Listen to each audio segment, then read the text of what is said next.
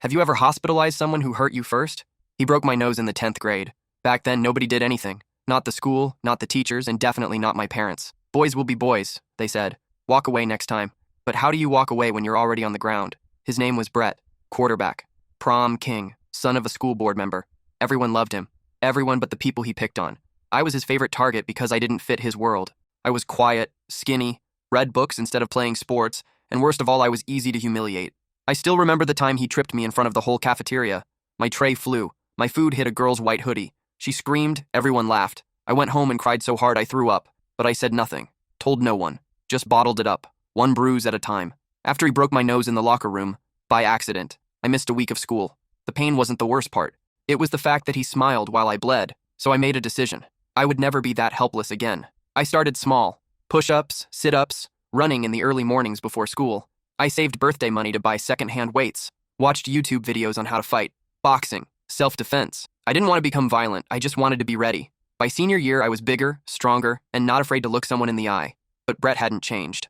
He was still the king of the hallways, still calling me bookworm or mouse boy when he passed me. Then came Sarah. Sarah had been his girlfriend for all of 2 weeks junior year. She was kind. She talked to me once in chemistry class and laughed at my jokes. Nothing romantic, just a normal conversation. But Brett saw me talking to her at lunch and that was enough. He followed me to the locker room after gym, slammed my locker shut with his hand and shoved me hard against the wall. "You think you're funny now?" he growled. I didn't flinch. I just stared at him and said, "Try me." He swung. Big mistake. I ducked and hit him in the ribs. Once. Twice. He grabbed my hoodie, but I twisted free and landed a clean right hook to his jaw. He dropped like dead weight. His head hit the bench on the way down. I froze, breathing hard, heart racing so loud I could barely think. He was out cold. They called an ambulance. He had a fractured jaw, 3 loose teeth, and a concussion. I was suspended for 10 days. There was an investigation. But once teachers started hearing what Brett had done to others, how long he'd been bullying people quietly, behind closed doors, they backed off. No charges, no expulsion. Brett didn't come back to school.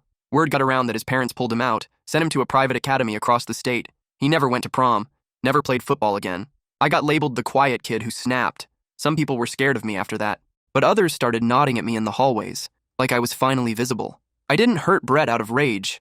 I hurt him because after years of pain, he finally picked the wrong target on the wrong day.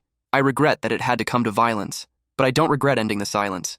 Some people said I became the villain. Maybe I did, for one afternoon, but that was the only language he understood. And I spoke it loud enough to end a cycle that should have been broken long before I had to. Since then, I've carried that day with me, not as pride, but as proof. Proof that I didn't stay broken. Proof that I fought back even when no one else would. I don't glorify it. I just remember it. Because sometimes survival means swinging back.